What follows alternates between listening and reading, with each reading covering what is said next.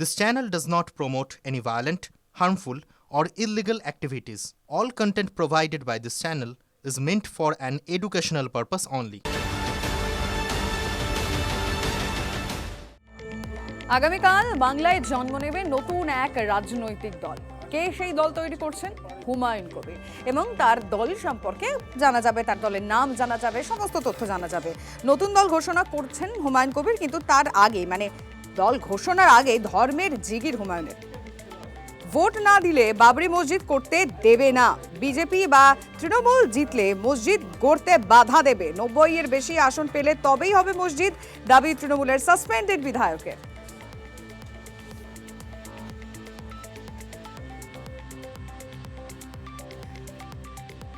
আরও একবার আপনাদের জানিয়ে রাখতে চাইব, ভোট না দিলে বাবরি মসজিদ করতে দেবে না। বিজেপি বা তৃণমূল জিতলে মসজিদ গড়তে বাধা দেবে। 90-এর বেশি আসন পেলে তবেই হবে মসজিদ, দাবি করছেন সাসপেন্ডেড বিধায়কের। এই মুহূর্তে হুমায়ুন কবির আমাদের সঙ্গে সরাসরি রয়েছেন।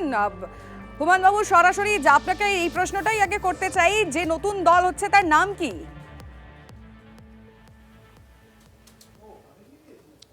নাম আগামীকাল 4 লাখ মানুষের উপস্থিতিতে আপনাদেরকেও জানান দেব, আপনাদেরকেও জানতে পারবেন আপনারা। এবং 4 লাখ মানুষের উপস্থিতিতে দলের কি নাম হবে, পুরো নাম কাল প্রকাশ পাবে না। শর্ট ফর্ম, যেমন আইএনসি ইন্ডিয়ান ন্যাশনাল কংগ্রেস আছে, যেমন টিএমসি শর্ট ফর্ম, তেমনি আমারও দলের শর্ট ফর্ম 3 অক্ষরের নাম কালকে মানুষের সামনে তুলে ধরব।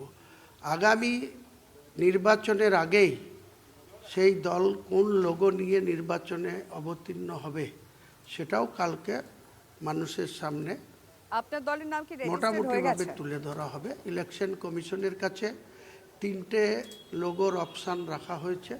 কোনটা ইলেকশন কমিশন আমাদের জন্য বরাদ্দ করবেন যতক্ষণ না করছেন, সম্ভাব্য যে 3টে লোগোর আমাদের অপশান রেখেছি সেটা মানুষের সামনে রাখবো। যেটা অ্যাপ্রুভাল হবে সেটাই। দলের নাম কি রেজিস্টার হয়েছে? আমাদের লোগো হবে।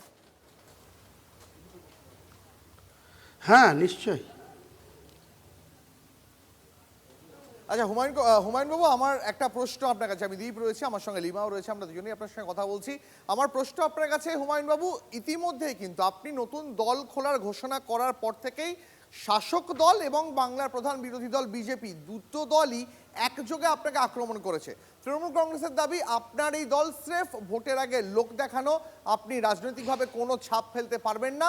আর বিজেপি আবার আপনাকে তৃণমূল কংগ্রেসেরই বি টিম বলেও কটাক্ষ করেছে। দেখুন, কে কি বলছেন। কেউ ক্ষমতায় বসে আছে, তার ক্ষমতা আরও রিনিউ করার জন্য তিনি অনেক কিছু বলবেন। আর যারা গত 2021-এ ইস্কি বার 200 পার বলেছিল, তারা 77-তে থেমে গিয়েছিল, সেটাও আপনাদের জানা। তাই আগামী দিনে বিজেপি তাদের ক্ষমতায় আসার জন্য কি বলছে সেটা আমার কাছে বড় বিষয় না। আবার টিএমসিও নিজের 4র্থবারের জন্য ক্ষমতা দখল করার জন্য অনেক কিছু বলবে। সময় কথা বলবে যে আগামী দিনে বাংলার মানুষ পুনরায় টিএমসিকে ক্ষমতায় আনতে চায়, দুর্নীতিকে প্রশ্রয় দিতে চায়, না স্বচ্ছ ভাবমূর্তির সরকার চায়। সেটা আগামী দিনে বাংলার মানুষ সিদ্ধান্ত নেবে, ভোটাররা সিদ্ধান্ত নেবে। 7,66,00,000 ভোটার ছিল, 58 লক্ষ মাইনাস হয়ে গেছে। আবার 1/1/2026-এ নতুন ভোটার যারা সংযোজন হবে, টোটাল ভোট যে হবে তার যে পার্সেন্টেজ, পোল অফ পার্সেন্টেজ হবে, তাদের মধ্যে মেজরিটি সিট কারা পাবে, তারাই তো মহামান্য গভর্নরের কাছে সরকারের দাবি করবে পরিষদীয় নেতা হয়ে। তো আগামী দিনের সময় কথা বলবে। বিজেপি কি বলছে সেটাও আমার বেশি গুরুত্বের নয়। তেমনি আজকের দিনে এই যে তৃণমূল কংগ্রেস, দুর্নীতিগ্রস্ত তৃণমূল কংগ্রেস, এক্ষুনি আপনাকে একটা দুর্নীতির প্রমাণ দিচ্ছি। মুর্শিদাবাদ জেলা পরিষদের একজন সদস্যা শাহনাজ বেগম দুর্নীতির দায়ে তিনি পদত্যাগ করে, জেলা পরিষদের সদস্য পদত্যাগ করে গতকাল তার পুরনো দল কংগ্রেসে ফিরে গিয়েছে। আমি আপনাকে এই মুহূর্তে একটা ডকুমেন্টস দেখাচ্ছি। মুর্শিদাবাদ জেলা পরিষদের বর্তমান যিনি অফিসিয়ালি জেলা পরিষদের সরকারি সেক্রেটারি ডব্লিউবিসিএস অফিসার, তিনি কিভাবে দুর্নীতির সঙ্গে যুক্ত, কত টাকা তিনি অ্যাকাউন্টে নিয়েছেন, ক্যাশ টাকা কত নিয়েছেন, 1.5 কোটি টাকা ক্যাশ নিয়েছেন এবং 10 লক্ষেরও বেশি তার অ্যাকাউন্টে টাকা নিচ্ছেন এক এজেন্সির সঙ্গে। আপনার সামনে তুলে ধরছি, আগামী দিনে তৃণমূল কংগ্রেসের অন্ধে অন্ধে যে দুর্নীতি, সেই দুর্নীতি আমি মানুষের সামনে তুলব।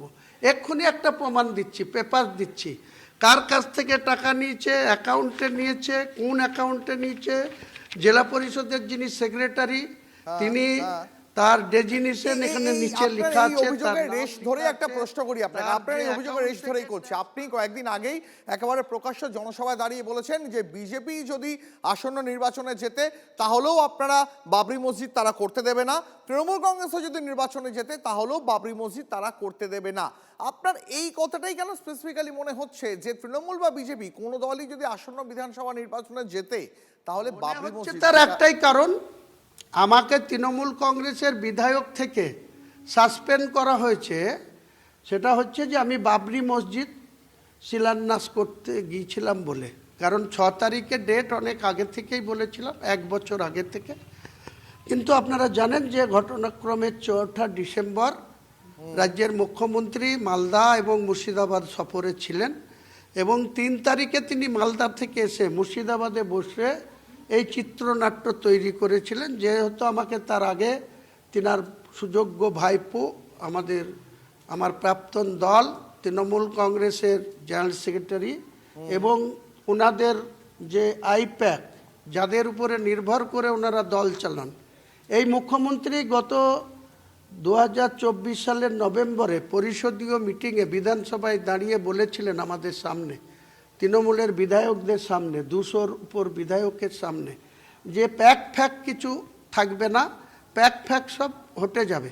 2 মাস পরে আবার সেই প্যাকের হয়েই তিনি ওকালতি করেছেন, সেই প্যাকের হয়েই তিনি নিদান দিয়েছেন যে প্যাক যা বলবে সেটাই মমতা ব্যানার্জি করবে, সেটাই অভিষেক ব্যানার্জি করবে। তো ওনারা কখন কি বলেন সেই কথার জবাব পাবলিককে ওনারা দেবে, আমি তা দিতে যাব না। কিন্তু ওরা যে একটা আন্তপান্ত দুর্নীতিগ্রস্ত সরকার, সেটা বহু উদাহরণ আছে। পার্থ চ্যাটার্জি জেলে গিয়েছে, কিসের জন্য? চাকরি বেচে। অপার কাছে কত টাকা পাওয়া গিয়েছিল। একেবারে বাংলার বহু মানুষ জানতে চাইছেন আপনার কাছে, নিশ্চয়ই আপনার কাছেও সেই বার্তা পৌঁছেছে, কিন্তু শুধু বাংলার সাধারণ মানুষ নয়, তার পাশাপাশি রাজনীতির সঙ্গে যারা যুক্ত রয়েছেন তারাও জানতে চান যে আপনিও নতুন দল খুলছেন, কালকে তো আপনার নতুন দলের ঘোষণা করছেন, আপনার সঙ্গে কাদের কাদের দেখতে পাওয়া যাবে, মানে আপনার আশেপাশে কাদের দেখতে পাওয়া যাবে? কোনো পরিচিত মুখ, কোনো বড় মুখ, এমন কোনো নেতা, তাদের একটু নামগুলো অনেকেই জানতে চাইছেন। আমি কোনো বড় নেতা কাউকে মনে করি না, আমি নিজেও বড় নেতা মনে করি না আমার নিজেকে। আমি একজন পাবলিক, আমি একজন মানুষ। আমাকে ঘটনাক্রমে 2021-এ মমতা ব্যানার্জির লোগো নিয়ে আমাকে নির্বাচিত করেছিল। যেদিন ইলেকশন কমিশন ডিক্লেয়ার করে দেবে সেদিন আমিও সাধারণ মানুষ হয়ে যাব। আগামী দিনে বাংলার আম জনতা যাদেরকে ভোট দিয়ে নির্বাচিত করে, সেই লাখ লাখ আম জনতা, কোটি কোটি আম জনতা মুর্শিদাবাদ সহ মালদা, উত্তর দিনাজপুর, হাওড়া, বিজেপি বা অন্য কোনো দল ছোট কোনো মিছিল বা সভা করতে গেলে অনুমতি পায় না, সেখানে 4 লক্ষ মানুষ উপস্থিত থাকবে। আপনি তো প্রশাসনে যা যা অনুমতি প্রয়োজন সব পেয়েছেন, বিরোধীরা বলছে তলে তলে তৃণমূল আপনাকে সাহায্য করছে। বাংলাতে একটা কথা আছে, হুকের নাম বাবাজি। হুক যখন পায় তখন প্রশাসন কেন যে কেউ সোজা হয়ে যায়। তো আমাকে তো বহরমপুরে সভা করতে দেয়নি এই তৃণমূল কংগ্রেস।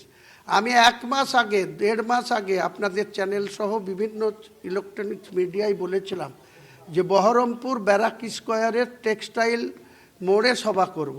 তারপরে দেখলাম 4 তারিখে যেখানে সভা করে গেলেন আমাদের মাননীয় মুখ্যমন্ত্রী, সেই স্টেডিয়াম, সেখানটা খুঁজতে গিয়েছিলাম।